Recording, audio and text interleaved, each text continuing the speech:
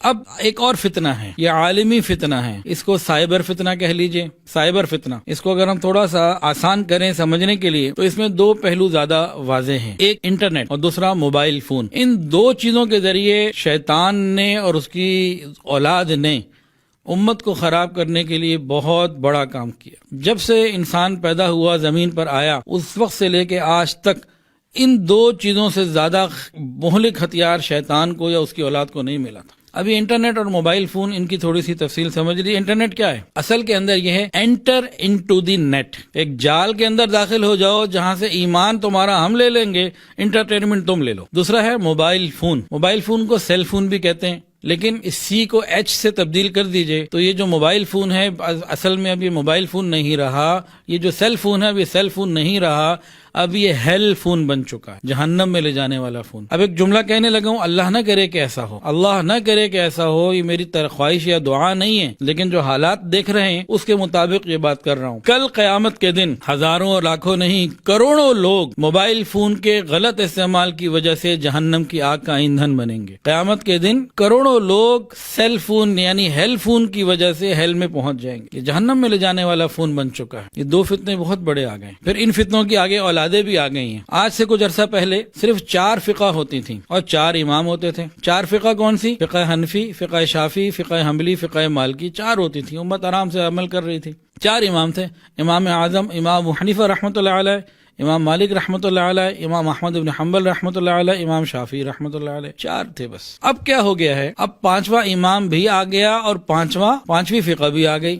اب 5واں امام بھی آ گیا، 5ویں فقہ بھی آ گئی۔ یہ انٹرنیٹ اور یہ hell phone, enter into the net اور ہیل فون کی اولادیں ہیں۔ اب یہ کیا فتنہ ہے اور یہ کون سی فقہ ہے جو 5ویں ہے اور کون سا امام ہے جو 5واں ہے؟ جی سنیے، 5ویں امام کا نام ہے امام گوگل، ہر چیز گوگل سے پوچھنی، خواب کی تعبیر ہو یا کوئی دین کا مسئلہ ہو۔ اور 5ویں امام کا نام کیا ہے؟ اور 5ویں فقہ کا نام، 5ویں امام کا نام امام گوگل اور 5ویں فقہ کا نام فقہ نفسی، جو چاہوں میں کروں، میری مرضی، اٹس مائی لائف، میرا جسم میری مرضی، میں سمجھدار، میں عقل مند، میں اپنا اچھا برا خود فیصلہ کر سکتا ہوں، کیا ضرورت ہے مجھے کسی کی۔ تو آج اس نے ایسی محنت کی ہے ہمارے اندر کہ ہمارے نوجوانوں کی بہت بڑی تعداد آنے والے وقت میں الحاد کا شکار ہو جائے گی، آنے والے وقت میں اللہ نہ کرے، آنے والے وقت میں بہت سارے نئے فتنوں کا شکار ہو جائے گی اور ہو چکی ہے تقریباً، جو ہماری ذہن سازی، کیونکہ وہی بات شروع میں علامہ اقبال رحمۃ اللہ علیہ والی کہ مشرقی سر کو کچل دیتے ہیں، مغربی طبیعت کو بدل دیتے ہیں۔ ہماری نسلوں کی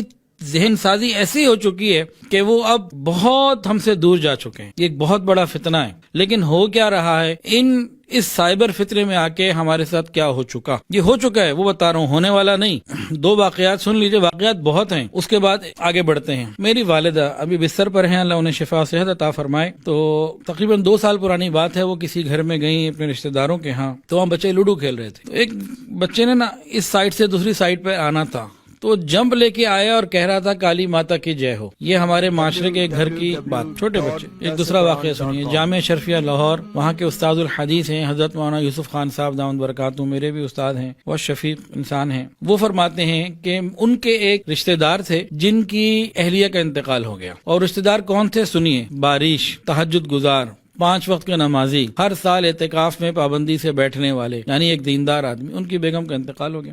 فرماتے ہیں میں تعزیت کے لیے ان کے گھر گیا، وہ جب مجھ سے ملے تو گلے لگ کے اتنا روئے کہ بہت روئے۔ میں نے تسلی دی، کہنے لگے حضرت میرے گھر میں میری ماں، میرے گھر میں میری بیوی کے انتقال سے زیادہ بڑا حادثہ ہو چکا۔ کہتے ہیں میں حیران ہوا کہ کیا یہ کہہ رہا ہے۔ میں نے کہا بھائی کیا ہوا؟ تو مجھے سائڈ پہ لے گیا، پھر خاموشی سے روتے ہوئے بتانے لگا، کہنے لگا حضرت میرا 5 سال کا بچہ چھوٹا والا بھی میرے پاس آیا تھا، مجھے کہہ رہا تھا پاپا ماما کی چتا کو کب آگ لگائیں گے۔ ہمارے معاشرے میں آگ لگ چکی ہے، یہ ایک دیندار گھر کی بات بتائیے آپ۔ اگر ہم اپنے ارد گرد غور و فکر کریں تو بہت کچھ ہمارے ہاں بدل چکا ہوا ہے۔ اب ان فتنوں سے ہمیں کیسے بچنا ہے، اس کی فکر کرنی پڑے گی۔ ہمارے گھر میں بہت بڑی آگ لگ چکی، اور یہیں میں آپ حضرات سے ایک بات پوچھتا ہوں، لفظ چتا آپ کو مطلب سمجھ میں آ گیا یا نہیں؟ تقریباً لوگوں کو آ چکا ہوگا۔ یہ آپ نے ممبر پہ سنا، یہ لفظ چتا کا مطلب یہ کیا عقیدہ ہے؟ قرآن میں دیکھا، حدیث میں دیکھا، کہاں دیکھا؟ غور کیجئے کہ کتنے ہم میں سے ایسے لوگ ہوں گے جنہیں نماز کی ہر رکعت میں سورہ فاتحہ جو پڑھی جاتی ہے اس میں ایک لفظ ہے انعمت علیہم، اس کا مطلب معلوم نہیں ہوگا، چتا کا معلوم، ولا الضالین، اس کا مطلب نہیں معلوم ہوگا چتا کا معلوم، یعنی ہمارے اوپر ایسی محنت کی جا چکی ہے میڈیا کے ذریعے کہ اب ہمارے عقائد تک ہلنے لگے ہیں. تو اللہ تعالی ہماری حفاظت فرمائے. تو اس قسم کی چیزیں بڑھتی چلی جا رہی ہیں، اور موجودہ تعلیمی نظام اس کے اندر ایک اور چیز پیدا کر دی گئی کہ ہر آدمی،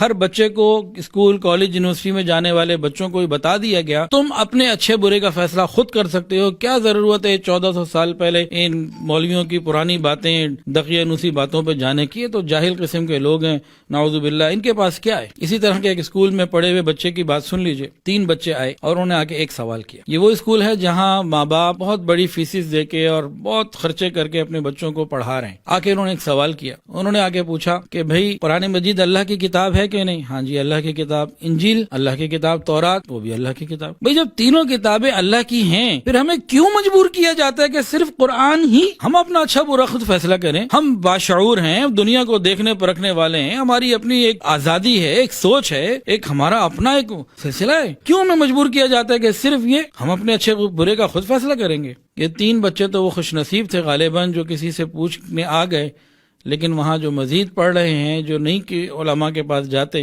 اب آپ خود سوچ لیجئے اس کا نتیجہ کیا ہوگا.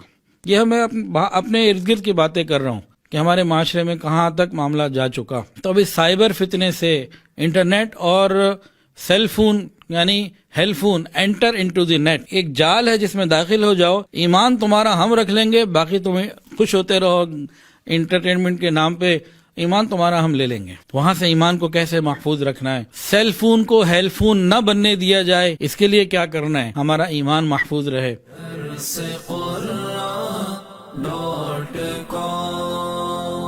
www.darsequran.com